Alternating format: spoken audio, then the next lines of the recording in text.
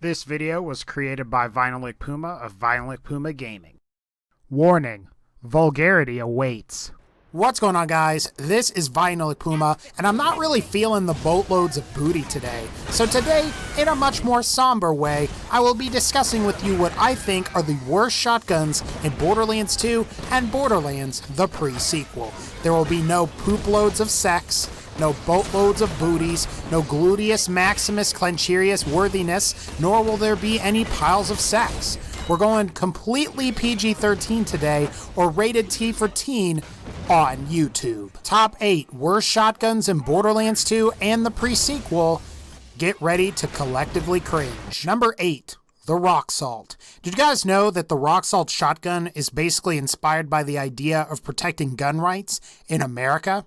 Well, according to the Borderlands wiki, the red text is a direct quote from Sarah Palin's Twitter feed from like 2010 or something, and the rock salt shotgun shells are typically used in home defense as a non-lethal shotgun round. And this honestly explains a lot, because the rock salt is a pretty good shotgun in pretty much every other area, but just lacks stopping power of any kind up against the various enemies on Pandora. It might not be so bad early on, but once you reach Ultimate Vault Hunter mode, this gun becomes virtually useless, so be sure to sell this pile of sex. Number 7. ETech shotguns.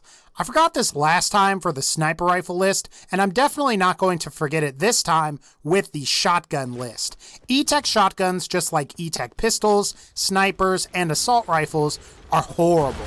This is mostly because they have low critical hit modifiers and consume a ridiculous amount of ammo per shot. Not to mention they are generally inferior to weapons of purple or gemstone rarity. ETech shotguns in particular fire in an arc and therefore also have a range limit, meaning after a certain distance, you will always miss with them. Now, I think the most ideal ETech shotgun is from Hyperion, thanks to their ability to reach max accuracy over time. Even still, though, they're pretty poop-tastic but sexery and should be avoided at all costs. Number 6. The Unholy Trinity. No, guys, I'm not talking about that other unholy trinity. I'm talking about the Moonscaper / Wombat / Landscaper. All three have projectiles that when fired, they literally move away from the weapon's crosshairs. What a boatload of booty! At least I would say the best of the three might be the Moonscaper, because you can at least quasi-rocket jump with it, provided you have a low-level version. As for the Landscaper and Wombat, both of those guns are awful. I guess the idea was that projectiles cling to the ground and explode as enemies walk over them. However, the damage isn't that great, especially with the Landscaper in Borderlands 2, not to mention that most enemies can fly around in Borderlands the pre-sequel. So if you do see any of these things, sell these piles of oh, right. We're T for teen today. Sorry about that. Number 5. The Tidal Wave. The Tidal Wave is dookie. That's because the bullets of the Tidal Wave fire in a completely horizontal pattern and move up and down while doing so. Not only is the projectile travel distance capped, but how are you even supposed to crit something with each pellet of the Tidal Wave? By the way, I almost forgot. It has a low magazine size, and since it sucked in Borderlands 1, it's no surprise that it sucks in Borderlands 2. Oh, and I feel I should go ahead and take the time to remind you that teenagers can say something sucks, because that's totally PG-13. Number 4. The Striker. Man, osculate the Striker. Yes, I know that's not the same thing, but I'm getting tired of not saying the F word here and replacing it with sex. You know, we do have to change some poop around here. Anyway, the biggest problem with the Striker is that it's simply obsolete. The Striker was designed to be this quasi-sniper shotgun type thing, but the problem is that other weapons in Borderlands 2 are better sniper type weapons, and there are better weapons in Borderlands 2 that make better shotguns. For example, a regular purple or gemstone rarity sniper is a better choice than the Striker for sniping. As for shotguns, the Ravager, the Quad, Conference Call, the Interfacer, you name it, is a better choice than the Striker for use as a shotgun. Now, I think it's definitely fair to say that out of all of the legendary shotguns in Borderlands 2, the Striker is definitely one of the worst and least desirable among the player base, which is a shame because conceptually, it's actually pretty cool. Number 3, the Hydra. Guys, I can't take it. We need to temporarily be rated M for mature for a second. What a boatload. Yes! Fuck the Hydra.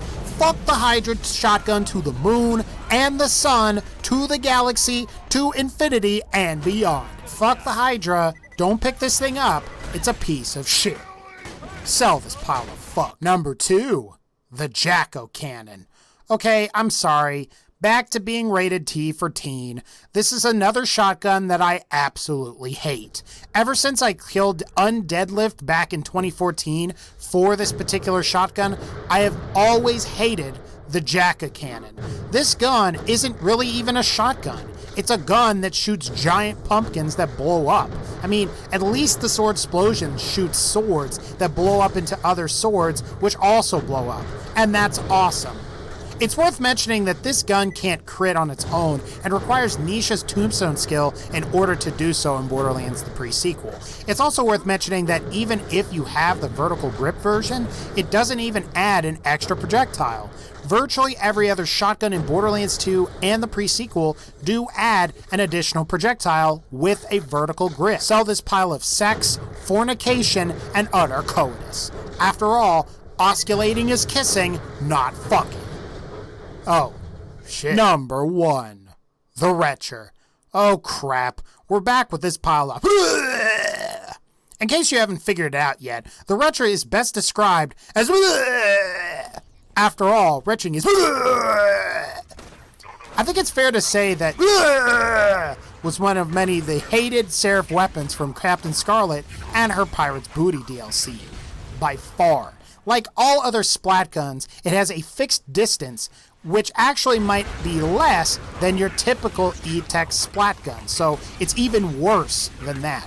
You're also limited to only corrosive with this gun, and you get horrible accuracy along with mediocre reload damage for a TD or shotgun. In true VinylicPumaGaming tradition, the Retro makes me want to go all over the pile of fuck. Anyway guys, that's going to pretty much wrap up this particular video. If you like this video, please be sure to leave a like, and as always, take care, and I'll see y'all next time.